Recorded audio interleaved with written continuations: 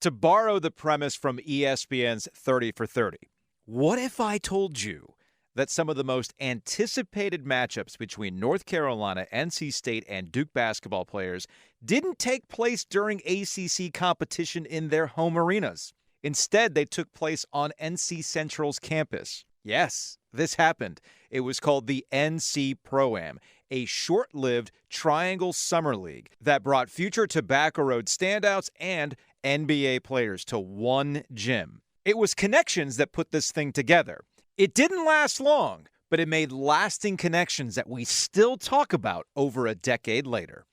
The Triangle has the most unique landscape for sports.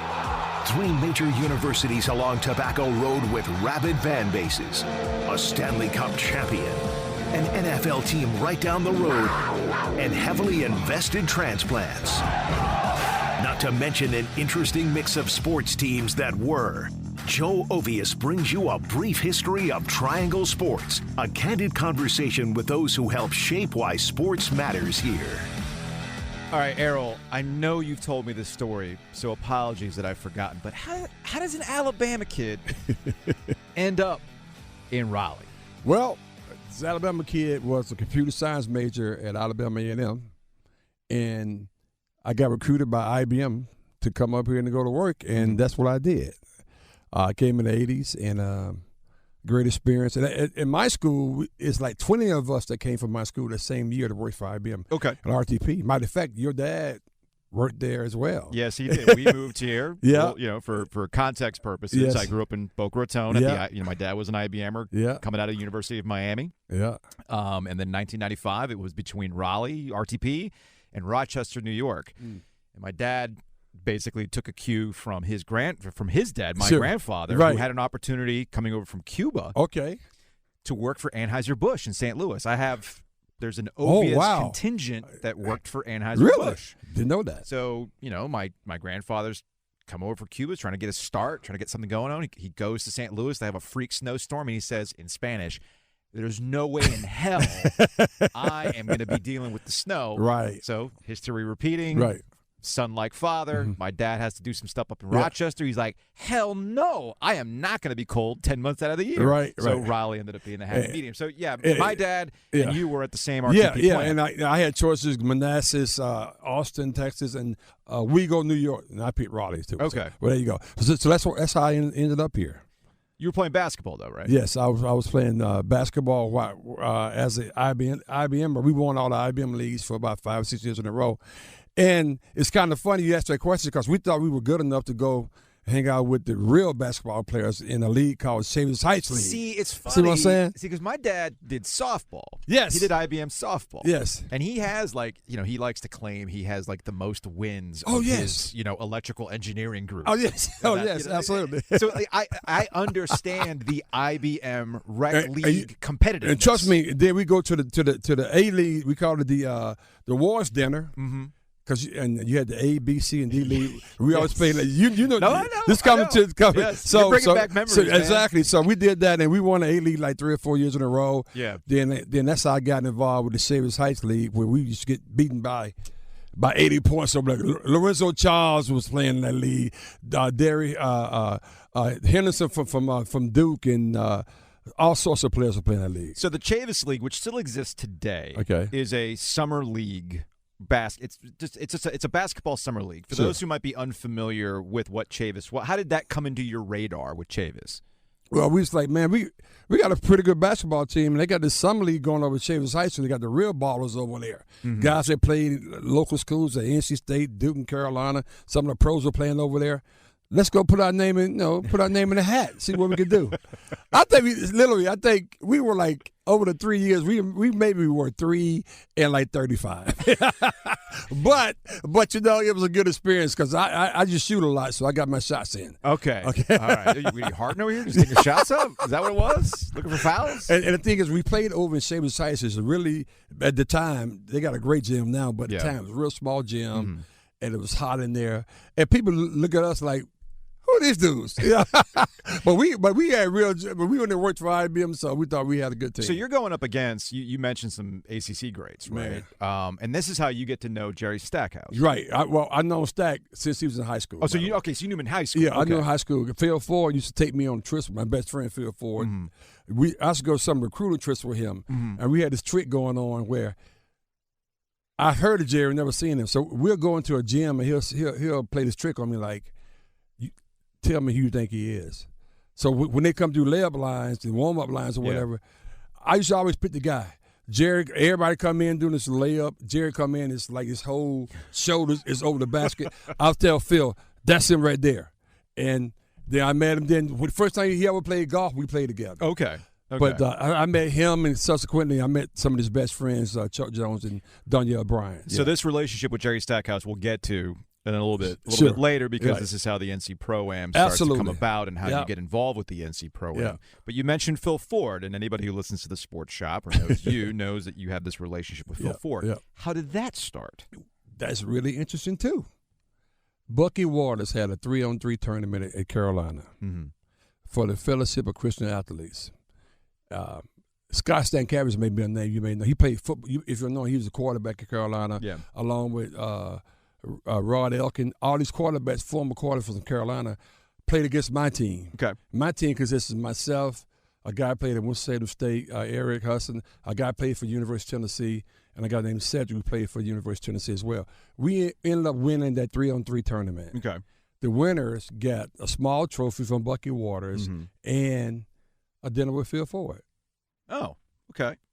At the same time, I was going to grad school at Carolina, too, by a business school over there.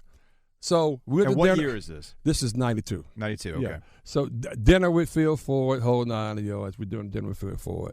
We do that, and I tell Phil, I said, man, you know what? We ran you guys' offense in high school. The run and jump, defense, all that. But for the life of me, I love Dean Smith. I love Carolina basketball, but I hate the fans. now I'm the most diehard fan you ever want to be. I said that because I said, guys, IBM, because a bunch of them went to Carolina. Yes. When Carolina used to lose, they just come to work with black armbands on and take off from work.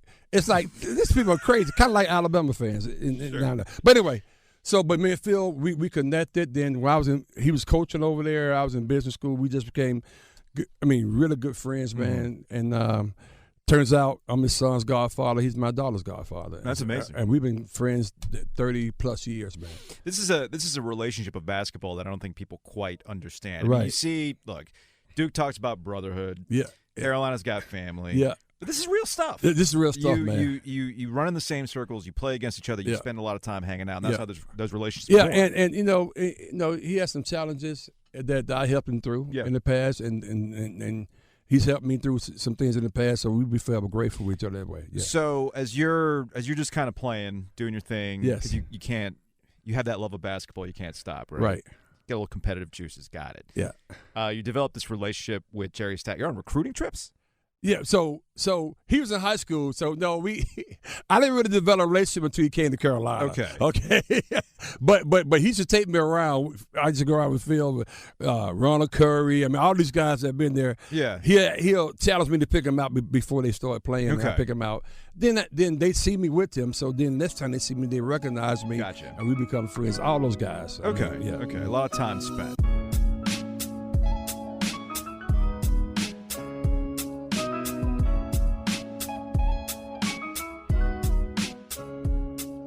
Chavis League exists. I think it's been going on now for 50 years. Man. I think off the top of my head, I think it's been going on now for about 50 years. I think as of the recording of this podcast, we're coming out of a lot of pauses because of the pandemic. I think they're getting ready to get fired back up again and everything else. So summer leagues are things that happen all across the U.S. And there's famous ones. People, NBA players want to go, all that. So I get all that. Yeah. So whose idea was it to try to create that type of atmosphere, a pro-am that could be one that's discussed nationwide? Yeah, great question. Just a level set. So Chavis was existing.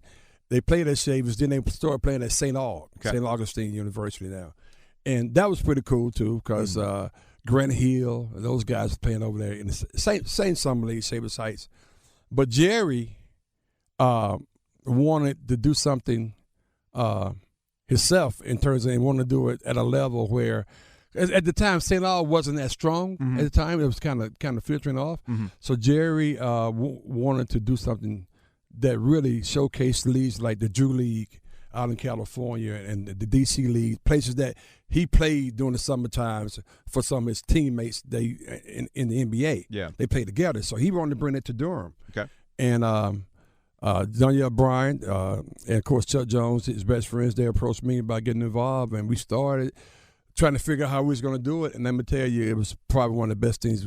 It's one of the best projects I've ever been involved in, ever. So the initial idea for the NC Pro-Am was similar to other Pro-Ams where you bring in NBA guys in the summer who aren't – look, they're bouncing around, they're visiting family, friends, just taking, enjoying the off season, but they still want a ball. They want a ball, and he wanted to make sure that it was NBA sanctioned. Yeah. That was important because NBA players will not play in a league if it's not NBA sanctioned. Makes sense. Because they get hurt, they can deal with that in terms of NBA supporting them, but if it's not NBA sanctioned, they wouldn't play. Yeah.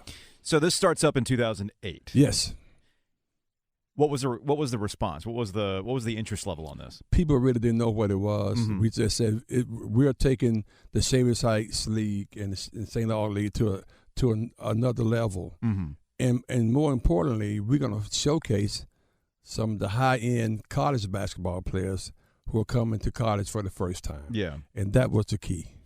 So in that first year, yes, who participated? It was great question.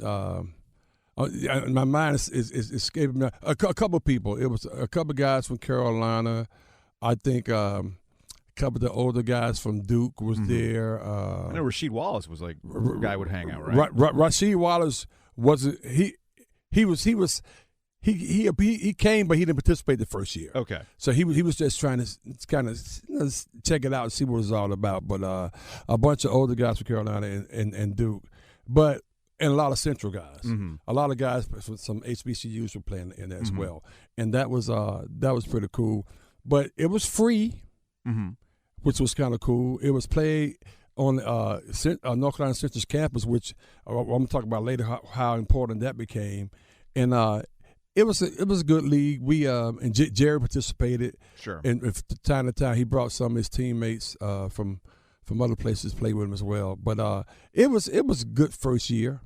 It was a good first year that we did. But the pros weren't the thing that got people in. No. Ended up being the incoming recruits. That was the thing. I guess it was a lesson learned in look, around here in the Triangle, NBA basketball has a unique relationship. Yeah. It's not something that around here, and maybe it's changed with some of the big names like LeBron James or whatnot, but around here it's college basketball all the time. Sure. And when you hear about these recruits or the advent of the mixtape showing up on YouTube, you're seeing these guys in digital form. Maybe you go to your recruiting sites and you hear about these guys, you see a little film. What you offered for Carolina fans, State fans, and Duke fans was an opportunity to see these guys in person in the summer before they actually suited up for their respective schools. 100%. The timing of that was intentional. We always started July 1st, and we'll go 6 weeks and end up like the first or second week in August. And what will happen, Joe, is this is the first time a lot of the incoming freshman basketball guys, they'll come in to summer school. So once they get into summer school, we lock up with them, and then they join the program. We always had a contact at Duke, at Carolina, and at State. Yeah. Matter of fact, Levi, who's back at State. Yeah, Levi Watkins, who played at State, was an assistant, now exactly. He's back. He was our contact at State. We had a couple of contacts at Carolina who were no longer there at Duke. So we made sure that the Kyrie Irvings show up, the Harrison Barnes show up, the C.J. Leslies, those guys show up. And that was the biggest draw because you know how crazy these fans are around here. You start hearing these guys, these 5-stars coming in. You've never seen them play in person before. But here's the opportunity you can actually see them play in person, opportunity where you can go up and talk to them. And we had a system, man. I was running. We had a very good system where we wanted to engage the fans where they could actually go and talk to these guys, and touch them and that kind of thing. And it was free. Yeah.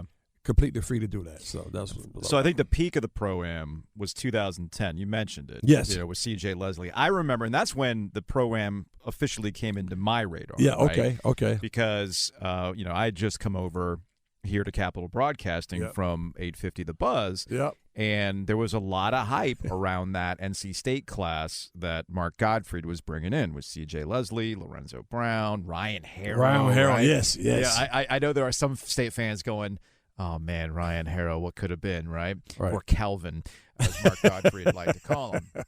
That was an NC State team with an unreal amount of potential, which led to a lot of hype. We had a guy, when Adam Gold and I were doing the radio show, he called in. In fact, we're still Twitter buddies, but he called in. He was so hype about that class. They showed up, I think it was at Sammy's Tap Room near NC State's campus, and he had those guys sign his truck. Are you serious? He was so hype about that class. Wow. So as the hype builds for this particular class, like State fans are like, this is the team that's going to compete with the Heels. Let's go. You guys have them. Yeah. And you have, if I remember the matchups right, because you could only have two of a three. Play. You could have three guys. Yeah, okay. right. So you have three of the same school on the squad, right? Yeah. So if I remember correctly, Ariel has the highlights. There's like a 7 to 10 minute no voiceover, just uncut footage of this game. So it's C.J. Leslie, Lorenzo Brown, Ryan Harrow. I think it's Reggie Bullock, Harrison Barnes, and I'm forgetting the third off the top of my head. I go can't back and remember. watch it. But I do know that Leslie McDonald didn't show up. And people got mad at him. Right, exactly. Like, wait a minute. You're supposed to be part of this, too. Exactly. That I remember, that Leslie McDonald not show up. And he regrets it. So what's happening at McDougal in Central's campus when these guys are getting ready to play pickup? Well, a couple of things. First of all, I handle all the media, all the emails. I was getting emails from people from Japan. Okay. Wanting to know. They want to spend the summer 3 or 4 weeks here in Durham. Mm-hmm. They want to come to the Pro-Am. Mm-hmm. They want to know what the cost is. They want to come see State Central. In Carolina play. But red and white all throughout. Seriously, I looked at Bill Murphy, who was calling the game at the time, my partner.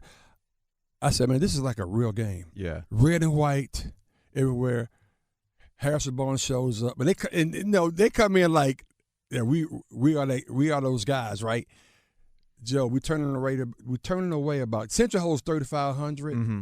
We turn away about 3,500 people. Okay, and people showing there up there. Game started at 7. They get there at 4:00. Jeez. And I had to say this. There were some people that's emailing me and said, "I didn't realize North Carolina Central was in Durham. How did I get there?" Oh wow! And they live in Durham. Okay.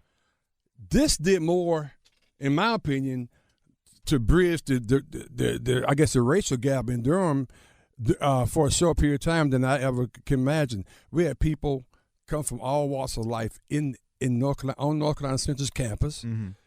It was just a perfect scenario. But to get back to your question, it was the most hyped game. Hell, it's like being at the Final Four. I mean, it was like that, the State Carolina matchup. And keep in mind, this is State. This is like we finally got our team. Yes. We finally got our guys, right? Yep. Then here's Harrison Barnes, who Mr. Top recruit in the country. Top recruit. He had his branding. He was yes, the Black that's right. Falcon. Oh, that's I forgot about that. No, man. He was a huge recruit. Yeah, and this is going to be a particular topic in another brief history of Triangle Sports podcast about that particular recruitment. Because there's always ebbs and flows too, and you knew this because you got here in the 80s. Yeah. And there's always ebbs and flows in the recruiting, and I think people tend to forget where Duke was and where Carolina was, and just how much of a blow it was to the Duke program for Harrison Barnes coming off the 2009 national championship for Carolina, for him to flip the recruitment and show up on Skype. I know. Skype. Back in the day, right? That was a big deal. No, he Skyped Roy Williams, and people lost their minds. Yeah. So the hype level around Carolina was also off the charts, which led to that environment at McDougal. That environment was absolutely crazy. Of course, That's the first time Beaumont and Shannon was showing up there. Yes. Like Yeah. texting me like, who's playing tonight? You know what I'm saying? I mean, that was back in the day, man. Yeah, Bomani Jones now with HBO and ESPN. Yeah. Shannon Penn, our former producer here at 99.9 The Fan, who's at ESPN Radio right now doing wonderful work. But yes, I remember that, and that's also why it came on my radar, because both Bomani and Shannon were like, we're going to Central. I was like, oh, okay.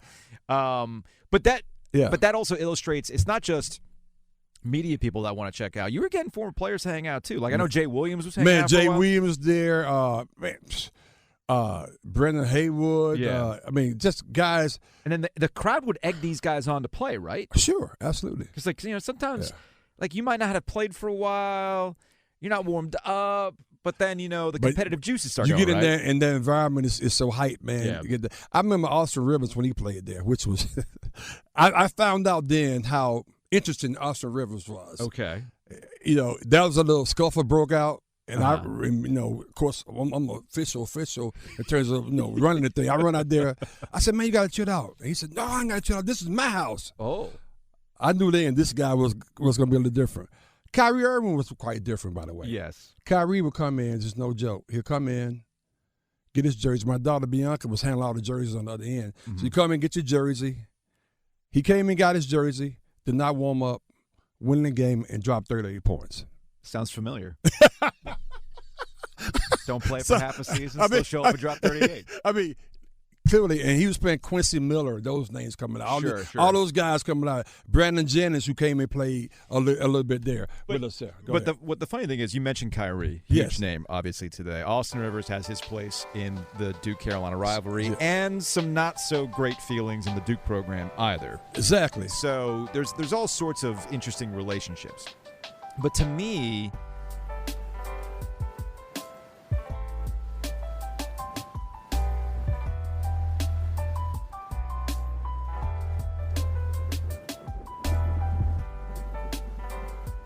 the most fascinating guy that came through the NC Pro-Am wasn't Harrison Barnes, wasn't Kyrie, wasn't Austin Rivers. It had to be John Wall, right? John Wall. I'll tell you a story about John Wall. When John Wall came in there, it changed the whole dynamics. He dunked on Jerry Stackhouse, and that went viral, right? I was like, and the crazy part about it, man, I never forget. And actually, that's how I got into this game, Joe, into media, into radio. Mm-hmm. Because, and I'll tell the story, but ESPN guys were emailing me, wanted the video. Yeah. And we sent them the video. I think they ran a couple clips on it. It went viral. Sure. John Wall dunks on Jerry Stackhouse. It's a big deal. The first time John Wall came, he was real chill kind of guy. This is when he was going to Kentucky. Mm-hmm. The next year, I think he went to the pros. He could just show up and telling everybody, "Hey, I'm here. Yeah, I'm John Wall. Yeah, I've arrived." So it was interesting to see the dynamics in terms of the way he was prior to going to the pros and then when he came back. Because John Wall also, for people who might not remember, as a kid in Raleigh, it's usually we're talking about recruits from the area that are thought highly of. Sure. And it'd be nice if your favorite school ended up getting them, right? Like exactly. Take Shavlik Randolph, for instance, right? Sure. State legacy kid ends up at Duke. There's a little dynamic there, right? You got Kinston guys. Yeah. You're supposed to go to Carolina, right? Except for Brandon Ingram. Right? So there's those dynamics. Sure. But Wall was different because of the national recruitment of him and obviously Kentucky's involvement. And I'll never forget, this is back in the old 850 The Buzz, 620 The Buzz. Okay. Day. So I text Bomani. I'm like, I'm pretty sure I saw Billy Donovan at the Panera. Yeah. Getting back into his car. Yeah. And he's like, he just texts back, John Wall. I was like, that's right. Like, I didn't even think about it, right? I didn't even think about it. So I don't know if people remember or understand how little bit different it was. And I remember it was so different that even Duke announced, because remember, they weren't doing one-and-dones at that time. Exactly. They were not doing one-and-dones that time. And Duke was like, oh, no, we're interested in John Wall. We're like, what? Like, John Wall is clearly going to the league after a year, which is why he's going to Kentucky. So for him to show up at the Pro-Am, again, was another opportunity where ESPN and everybody else, because this is actual real-life footage they can see of this top recruit that's going to be a top pick in the draft. Man, it's amazing how much attention they got. You have some NFL coaches showing up, head coaches, by the way. NFL coaches? NFL coaches showing up. Who showed up? Bill Cowher was there. Raleigh guy. And all these again, I was having all the connection and the media and all that stuff. Everybody it was amazing. And by the way, all the Plumlees played in it. Yes. Nolan Smith, that's how we became very good friends when he played in it. Mm-hmm. John Shire played in it. All the Duke guys played in it, man. So you're thinking it's finally arrived, right? I remember there was a Grantland piece that Ben Cohen, who writes for the Wall Street Journal, described it as the Rucker of the South. And we got some flack on that one, too, by the way. Why'd you get flack on that? Because people at the Rucker like, what are you guys talking about? Now, I invited one guy, I can't remember his name. He came down to visit, and he said, you know what? Yeah, you guys are right. See?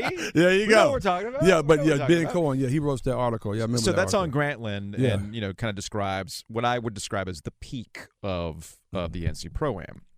So you guys got to be thinking, we've arrived. This is taking off.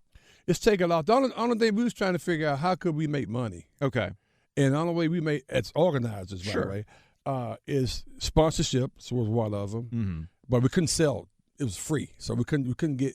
But people was actually making donations to us because of that. They wanted us to keep it going. But yeah, we was at the top of our game at that particular time. But then the NCAA ruins everything, right? Yeah. So in 2013, you guys had to move from McDougall at Central. Yes. And you moved over to I believe the Durham School of Arts DSA because of a rule change in the NCAA. Yeah. The Bob Gibbons rule, I called it. Okay. The Bob Gibbons rule. Yeah, because he used to have all these tournaments at these Division I schools, like at Carolina and Duke, and places like that. And the NC2A said that those schools had an unfair advantage because they could actually be recruiting these kids because they're playing in their arena. Yeah. So if you're a Division I, you could not have games during the summertime. And at the time, Central had just switched to Division I from Division II. Yeah. And that affected us, our ability to play there. So that's why we had to move. So you had to move. That was issue number one. Issue number two is that recruits could just not participate. Right. Not just recruiting advantages or recruits just straight up could not play. Well, they could. They opted out too. We had a couple of things that happened. A couple of guys got hurt. Yeah. That hurt us. And I can see where a school that's got a prize recruit going, I don't want you playing in the summer league stuff before you even show up. We don't need, like what was I think in the Grantland piece, I had totally forgotten that I forgot who it was that, hold on a second. Well, a couple people got hurt.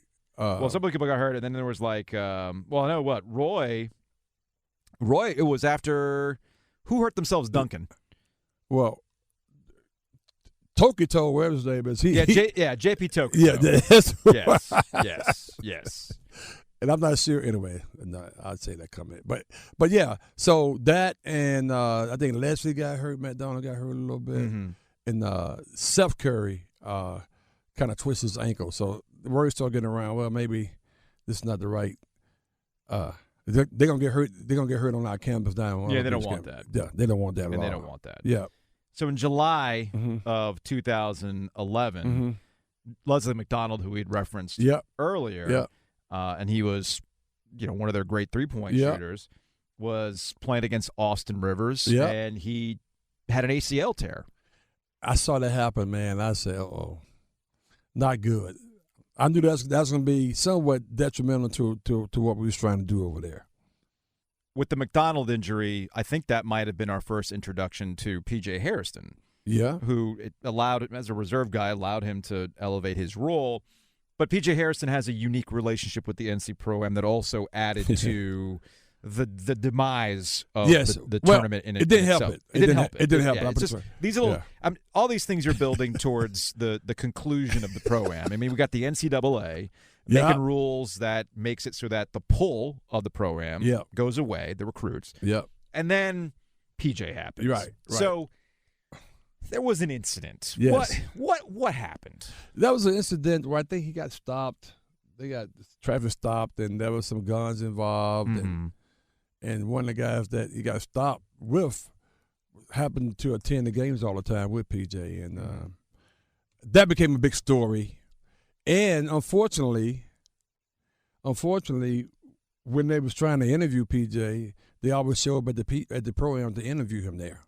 And that wasn't good because they're like, well, we're here at the NC Pro-Am where P.J. Harrison is participating in, and then they go on with all this other stuff that wasn't even related to the Pro-Am. So that wasn't something that was if you will, positive, something that we really wanted to hear. So that was part of the demise in terms of people showing up and supporting the program. Yeah, because if I remember the reports correctly, because he was with two teammates from other schools that were playing with him at the NC Pro-Am, and you got media showing up not to get the highlights of PJ Harrison dunking on Stackhouse or something like that. You can do a quick YouTube search on PJ Harrison NC Pro-Am. You'll see all sorts of highlights. Right. But you're getting media people to ask questions about the incident at this event. You don't want that association. No, I show up and it's like 35 people out there with pen and paper. Yeah. Right? When's PJ coming? I said, I have no idea when he's coming. Yeah. I mean, this is where we were at DSA when all this was going on. Okay. Yeah.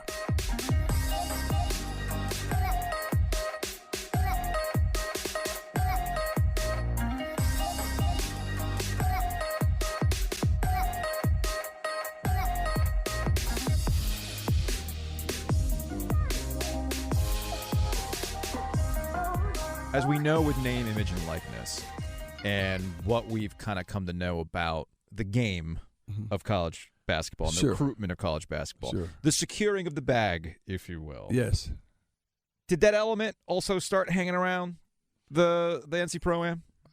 Of course. Of course it did. It's of course college basketball. College basketball, man. It's funny you say that. Now you taking me back to people coming up to me asking me crazy questions like, what's my relationship with this guy? Yeah. And what's my relationship with that guy? Because this is an important thing. Yes. Because I do think the Pro-Am was an amazing kind of melting pot of all of this culture coming together for one. You got fans who want to see recruits. Sure. You got the high-profile nature of things starting to go viral because of the internet. Yeah. And then when that begins to happen, you start getting the people who want to hang out. I got something for you. What can you do for me? That's that exactly relationship right. of college basketball and recruiting. So you start seeing this element. You see it plain as day. I mean, some guys, you got agents there. Yeah.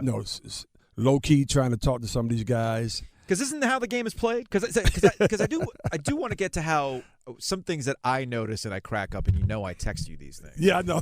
So it's you just said it. How do you know X? Yes. Right? Yeah. This is like the worldwide Westification of course. I can help you, but I'm not asking for anything in return. No, I'm all good. It's all good. Like, what do you need? I just want to help the kid. Yeah. That's where it goes. How did you that happens a lot because I'm like, my thing is that, hey, guys, these guys participate in the summer league.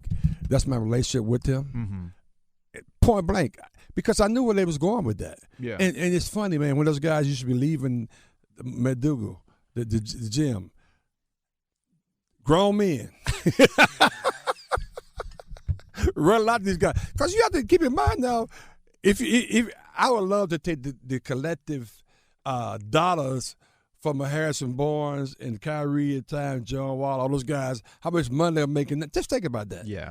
The impact they have. And, these guys, and it's other guys that are coming through there that were just as good, too, as well, that these guys are running out of. You had guys from Europe trying to get some of those middle-of-tier guys. We're trying to recruit them to come over that played. So it wasn't always the high-end guys. It was some of those middle-tier guys that they was going out there as well. So this is where we get to you and look, I'm not trying to do anything. Like, I don't need anything in return. What do you need? What do you need? So, you and I have worked together and been in the same building now for over 10 years. Yep. It's always at the Final Four when I have that moment. I'm like, I forgot that Reese knows everybody. And the moment that will always stick out to me, okay, I believe it was 2016. Yep, I know what you're talking about. This was the Carolina-Villanova NCAA tournament final. Michael Jordan's in the building. Right, exactly. And everybody's freaking out, right? But Magic Johnson's also in the building. Yep. And as I'm, it's just nobody knows who I am. I'm just walking around doing some social media stuff. It's not that big of a deal. Yeah. I see you and Magic chopping it up. And I'm going, wait a minute. So I texted you. I even took a picture. Yeah, dude, send it to me, right. To you, like, well, you just casually rolling up to Magic freaking Johnson? Like, how do you know Magic? Like, oh, no, me and Magic, blah, blah, blah. How do you know Magic Johnson? It's funny. I met Magic Johnson. This is kind of weird. So, when Magic and the Lakers used to play in Chapel Hill against the Bulls. Yeah. Magic We used to, this is funny. We was at a club called Teddy's. Okay. In Chapel Hill. I don't remember this club. I know, it's right there on the 1551 going. So we was at a club called Teddy's, and Magic came in, and he's with a guy named Eston Turner, who I knew played for the Bulls, and he introduced me to Magic, and we just connected on that point because I was like, yeah, man, you know, I was married as a basketball player, blah, blah, blah, blah, blah, blah. And then we just connected, and from that point on, I mean, we've been both. When he sees me, matter of fact, he saw me and came back in Charlotte. He walked up to us. Hey, what's up, man? What's going on? And came back looking at me like, how you know this guy? So, you know, hey, Joe, I just try to be nice to people, man. You know, and people. So, some people like me from time to time. So it's just a casual, hey man, what's up? We used to hang relationship with Magic Johnson. Yeah, that's what it is. That's what it is. Because you know, Magic gets into a lot of business dealings. I know you got your hand in a lot of different things. Yeah. You never got any sort of business relationship. What's funny about that is that he did come to Durham a few years ago. That I was part of the team that invited him to look at some of the warehousing things they have in Durham, and he had thought about doing it. He didn't do anything on that, but I did. I had from time to time I do reach out, and we kind of connect that way. Okay. Yeah. Okay. That's good. That's a good question. You got a great memory too, by the way. But I do remember you sent that picture. You're like, wait, that's Erroll talking about. I'll never forget, because the closest I get is, you know, some weird selfie with Michael Jordan in the background. And I guess we'll close on this. Yes. I mean, you've got this relationship with Magic. You've been a part of basketball culture here in the Triangle for so long, but Michael Jordan's name hasn't come up. Well, it's interesting. I mean, you know Phil Ford, you know Jerry Stackhouse, you're around Carolina. Michael's best friend and I are very good friends, Fred Whitfield. Yeah. Which I've been in the room. Matter of fact, I take it back. The last time I got a picture. The last time the ACC was in Atlanta. Okay. Yeah, that was. When was that? That was 10 years ago. Yes. It was 10 years ago. So it was 2011, 2012. Yeah. So we're up there. Walter Davis, another good friend of mine. Okay. So through Walter and Phil, I met Michael many, many times. Played his golf tournament a couple of times. But that particular times we shared a suite together, and that was we kind of connected. But the Michael, but it's funny though. When he sees me, he walks up to me, dap me up, how you been, whatever. Okay. I'm like, he doesn't know my name. But who knows? He doesn't know. But Fred and I are very good friends. So that's just as interesting. There's always levels to this. Yes, there's exactly. always levels to this. And you'd think Magic Johnson would be on the level, but he's a different kind of personality. It makes sense. Magic's more engaging. You know, he want to know how you feeling, what's going on with you. Mike, like, how you doing? And that's the end of it. That's the end of it. Yeah. For you in basketball and the relationship, just how much has basketball done for you? That's a great question. Football too as well. Football allowed me to go to school for free. I played football in college. But basketball opened the connections for you. I told a story a couple days ago. I like football. I love basketball. Yeah. That's the difference. That's the difference. But basketball was the pathway to a lot of things. Yeah. It helped me meet my best friend, Phil Ford, because if I hadn't won the tournament, I wouldn't have went to the dinner. I wouldn't have met him, and now we've been best friends forever. He's opened a lot of doors up for me in terms of the Carolina family, to the point where Coach Smith, this is true, man, Coach Smith knew me very, very well. Okay. He would call my house often where he's living, and so I had a lot of respect for him. But basketball, and great point, Joe, it allows me to elevate my personal life, my business life. When I was at IBM, I know I got some great opportunities because of some of my connections that guys at Carolina and guys at State. Seriously. Well, yeah, because they're like, hey, wait a minute, Erroll was talking to Dean Smith. Yeah, right. All Carolina guys. Right. They're like, hey, we got to hang out. That's exactly right. And what's Dean Smith calling you about? Some personal stuff, and then some stuff about checking on my daughters. He met my daughters. Hey, how's Erica and Bianca doing? I'm like, how you know my daughter's name?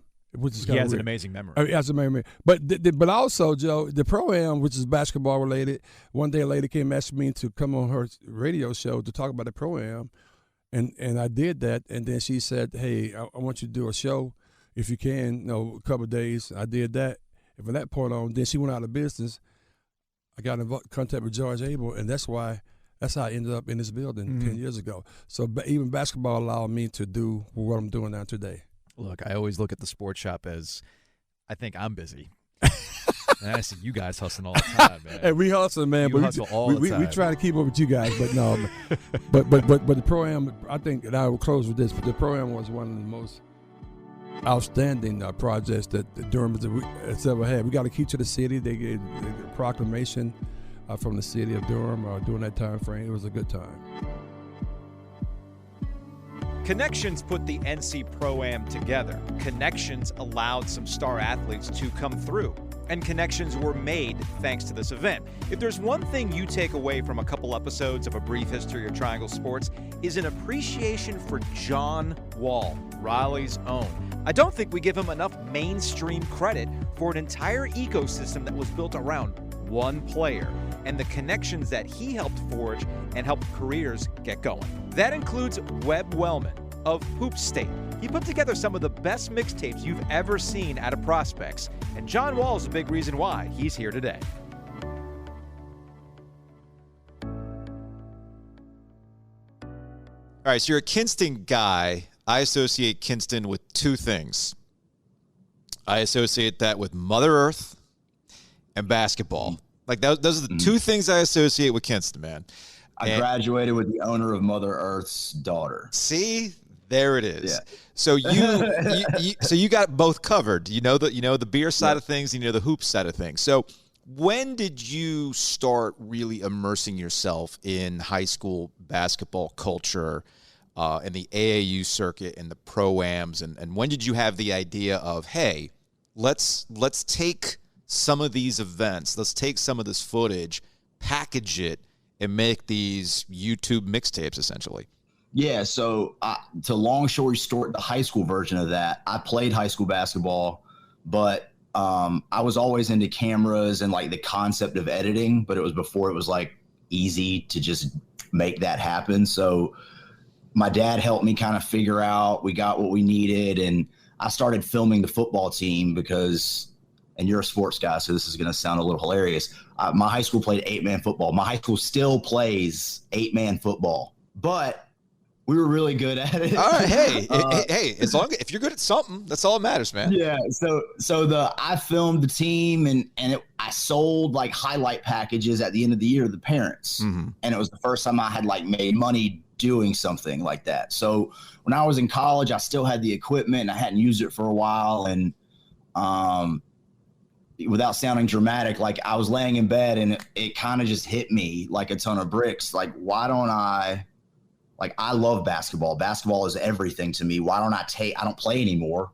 Why don't I take that same concept and do it at the high school level? And one of the local coaches at Middle Creek at the time let me come in and shoot their playoff run and gave me all access. And I kind of used that as my reel. The idea being, I'm going to go do this at like high-end public schools and private schools, and I'm going to make money doing this. And then after that first season of the demo reel, I heard that at the Bob Gibbons, this event called the Bob Gibbons, which I didn't know what that was at the time, was happening. I could have walked to Reynolds from my apartment. Yeah. And so I did walk to Reynolds from my apartment, and I snuck in. I liberated a media pass, and I shot this team that had a highly rated player that was supposed to be really good. And I filmed them, and I made a 2-minute highlight reel and sent it used the media packet, found the coach's email, sent him the video, and just like, hey, I made this. There you go. Who was the player? It was to John Wall. And that guy. I've heard about him. Yeah, and that team, again, I just filmed a high school. I didn't see one dunk in 7-8 games, which is not everything, but I'm looking for the fun stuff. And I filmed one game of John. They dunked like 12 times. He was throwing off the backboard to himself. It was obnoxious. And when I sent the email, I had a phone call the next day from Brian Clifton, who was like, hey, I can't. This is a long time ago. This is like first generation YouTube, like 2007, 2008. He's like, I can't pay you, but I can pay for you to go with us to Augusta and LA and Vegas and Florida. And I'm like 20 years old. Hell yeah, man. Let's do it. Okay, dude, I'll go with you, and I gave myself 2 years at that point, 2 years of like, when I went with John and I saw the AAU scene and I saw what I saw was NBA players before anyone knew who they were at the stage of their career where it's like they're toying with these kids. Mm-hmm. This is like, I played high school basketball. This is not high school basketball. What is this? And I went from my business model of like, I'm going to make these videos, I'm going to charge people for them. That transition to, I'm going to make these videos and I'm going to try to get as much of attention as I possibly can. Mm-hmm. And I'm going to use YouTube and I'm going to use this Twitter thing. I'm going to use this online platform to pump my stuff out. And before John ever went to Kentucky, he was a household name. Yeah. And I certainly wasn't the only reason for that. But if you ask him, he'll tell you I was. Well, because awesome. That's how you were able to watch him. Again, this is a very weird proto time where not everybody has the accessibility of an Apple phone in 2008 timeframe. It's not as easy to pull it out of your pocket, video it, upload it onto Twitter, TikTok. I mean, these are things we all just assume are easy things to do now. Back in 2008, that was not easy stuff to do. The equipment was, you needed different equipment. So if you wanted to watch John Wall, you had to hear about it and watch it on YouTube. So this clearly opens up doors for you. So you're putting, when did that start to catch on? When did you start seeing numbers for John Wall in the YouTube videos that you're putting up?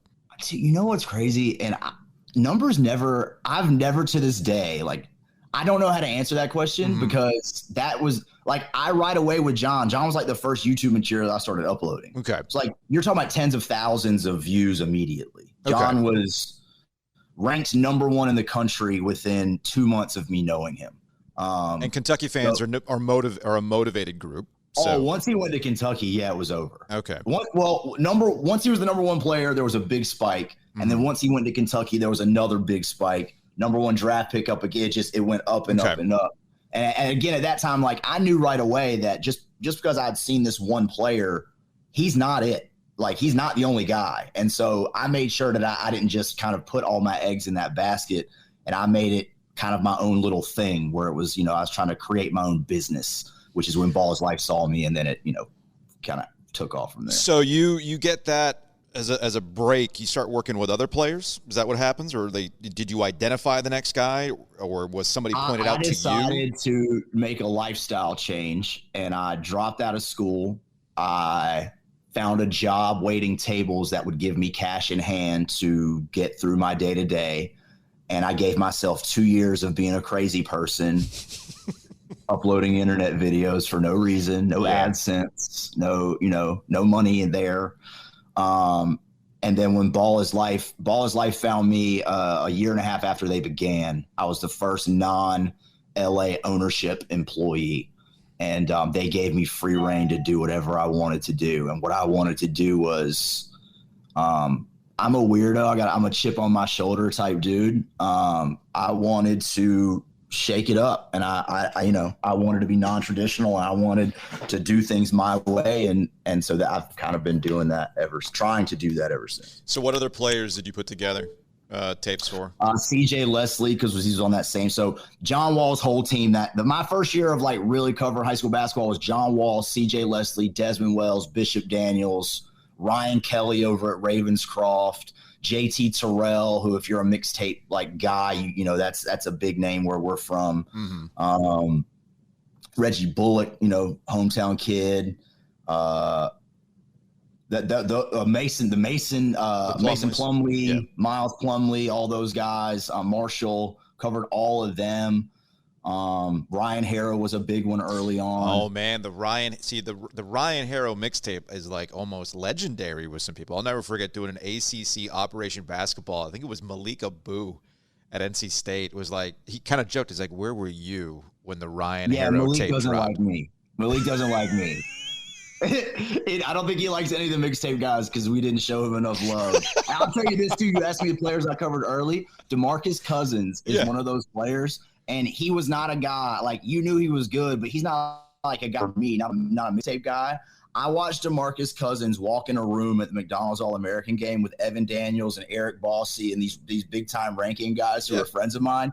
He walked these dudes down in this hotel room about ranking Derek Favors over them. I watched that go on for about 10 minutes. I'm crying. I'm laughing so hard. He's dead serious. And John is right beside me like, he's not. This is real. Like this, I don't know if you think this is a joke, but he's dead serious. Yeah.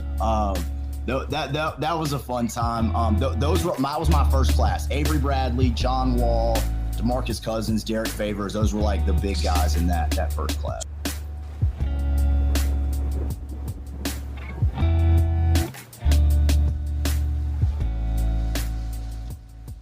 What was the NC Pro-Am for you at its height? I mean, you mentioned some names that actually participated in the NC Pro-Am. You're getting some great matchups. You're also getting NBA players coming through. We all know about Stack. So what was that for you? What was that environment like? It was interesting. So I was interested in the Pro-Am because at the time, the high-level high school kids were playing in it. Mm-hmm. Which, to be honest with you, was the beginning of the end of that league. Yes. But so I was following CJ and John and those guys over there. And then right away I realized, like, again, it didn't spark me as like, oh, this is going to get a ton of attention. But as a basketball person from North Carolina, like, oh, there's Rasheed Wallace over there.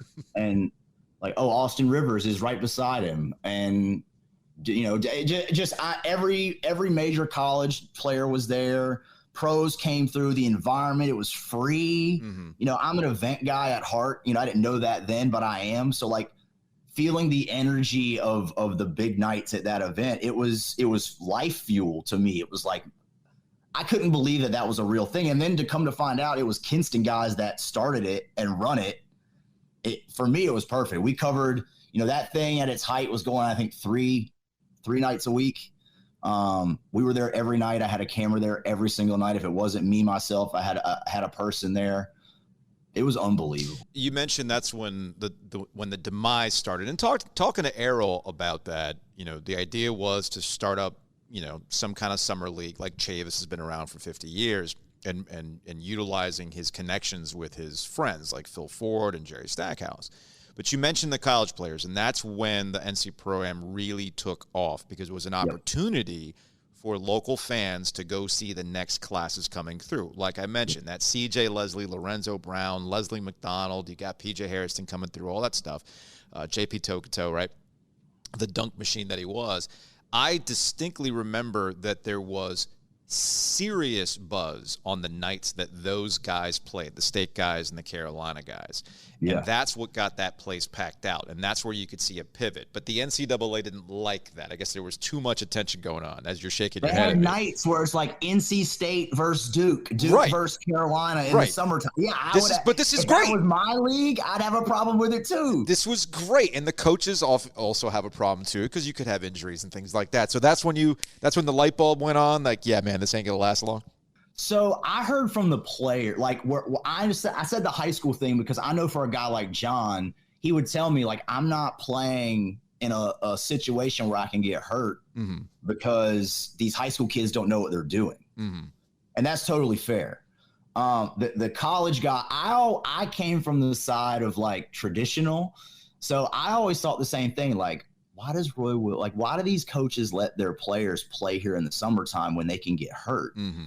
And the response I always got to that question was like, they play every day, whether they're here playing in front of them or they're playing pickup in a gym in Durham. Like they're playing pickup no matter what. So why not play together and have some crowd and whatever. So I asked, at some point I will bring that event back. As crazy and I know it's crazy.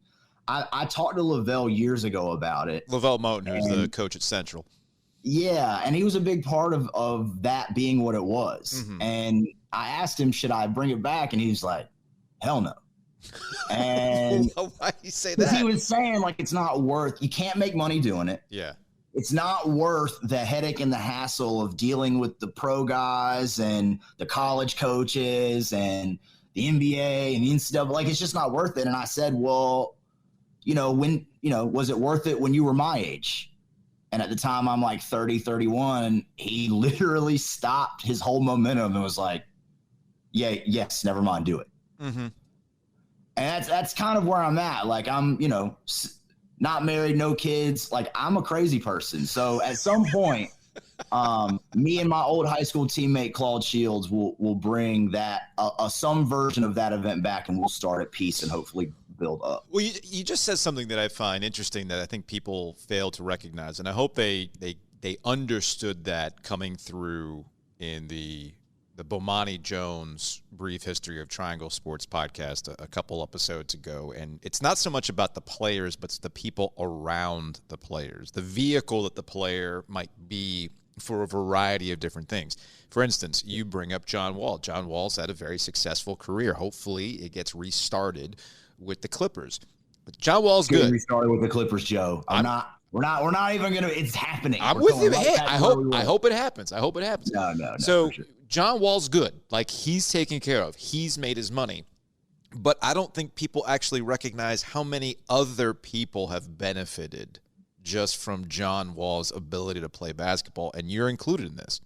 Yep. 100%. And that's what those events ultimately are for. It's connection building, network building.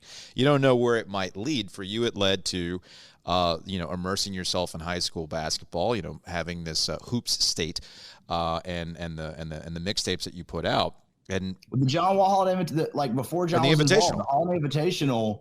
That concept of the Pro-Am and Carolina players and Duke players and state players for the fans showing up, like a lot of the way that I've structured how we run that event for the last decade is because of what I saw at the Pro-Am. Like a lot of the strategy is the same, just at the grassroots level.